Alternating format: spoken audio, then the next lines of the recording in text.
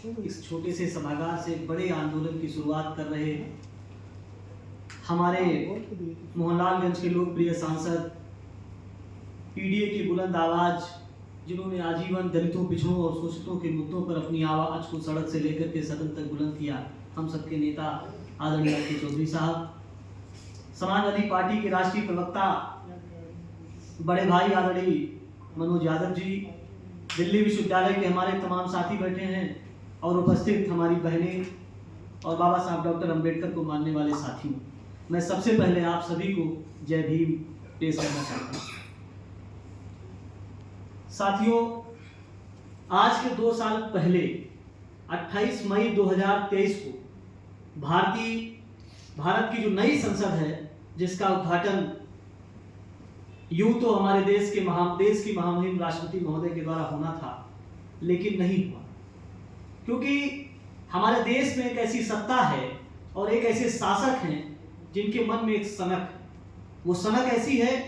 कि वो अपने आगे किसी को दिखाना नहीं चाहते। वो नहीं चाहते कि मेरी फोटो के आगे किसी की फोटो आए, क्योंकि उन्हें पता था अगर हम राष्ट्रपति महोदया को बुला लेंगे तो शायद उनको पीछे रहना पड़ेगा 2 कदम। इसलिए उन्होंने बुलाना उचित नहीं समझा, जो कि हमारे देश की जो संवैधानिक व्यवस्था है उसका हम लोग उल्लंघन मानते हैं। और माननीय आर के चौधरी साहब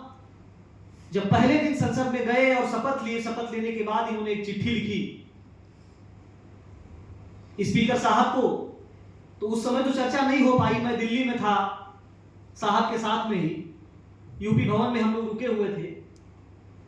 तो एक चिंता व्यक्त की गई कि क्या इस मुद्दे पर बात नहीं हो पाएगी। लेकिन किसी पत्रकार साथी की नजर पड़ी और वो चिट्ठी किस तरीके से पूरे देश में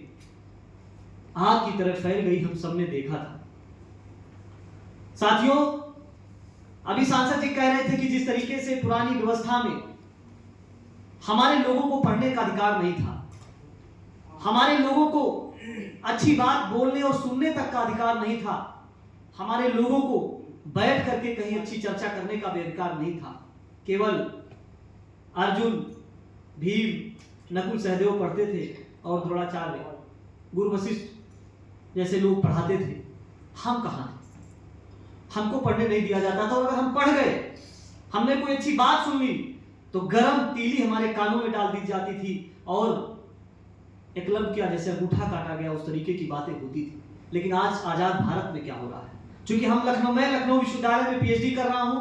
और मैं छात्र नेता हूं, हम लोग के सामने हमारे दिल्ली विश्वविद्यालय के भी साथी बैठे हैं, सामने बातें आती हैं कि आज किस तरीके से मनवादी व्यवस्था ने अपना नया रूप ले लिया है कि आज कैंपसों में, विश्वविद्यालयों में, महाविद्यालयों में हमारे जो बहुजन तबके के छात्र हैं, उनका अंगूठा तो नहीं काटा जाता, लेकिन उनके नंबर काटे जाते हैं। क्यों? क्योंकि उनको आगे बढ़ने से, नंबर जब काट लिए जाएंगे तो उन्हें आगे बढ़ने से रोका जा सकता है। साथियों, ये बहुत बड़ी लड़ाई है और मैं धन्यवाद देना चाहता हूं माननीय आर के चौधरी साहब को कि आपने जिस लड़ाई की शुरुआत की है, मुझे भरोसा है कि आने वाले समय में ये देश 2 भाग में बटेगा। जिस तरीके से आरएसएस और विश्व हिंदू परिषद और भारतीय जनता पार्टी के लोगों की कोशिश है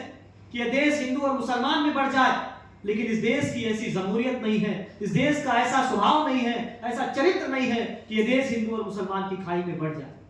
लेकिन यह देश, जो माननीय सांसद जी की कोशिश है कि यह देश 2 भागों में बटे, एक तरफ सेंगोल को मानने वाले लोग हों और एक तरफ संविधान को मानने वाले लोग। ये जरूरी भी, क्योंकि साथियों, जब हम सेंगोल के इतिहास में जाते हैं तो एक चोल वंश हुआ करता था, जब उसमें एक शासक दूसरे शासक को सत्ता हस्तांतरित करता था तो सेंगोल के माध्यम से सत्ता का हस्तांतरण होता था। लेकिन भारतीय जनता पार्टी जिस तरीके से इसे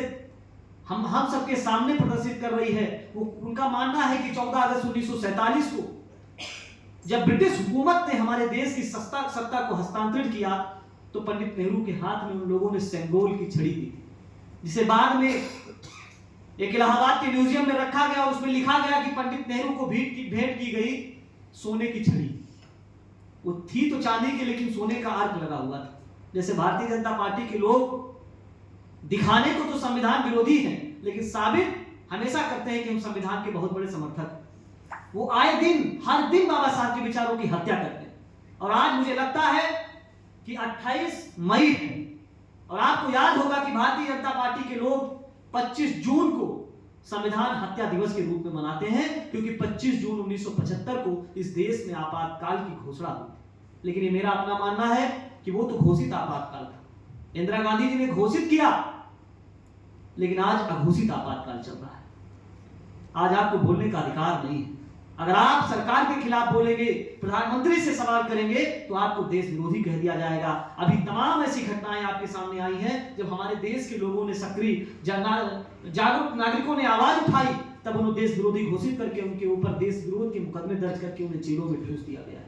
आज हम ऐसे माहौल में कॉन्स्टिट्यूशन क्लब में हम लोग बात कर रहे हैं। इसलिए लड़ाई बड़ी है साथियों, और हम सबको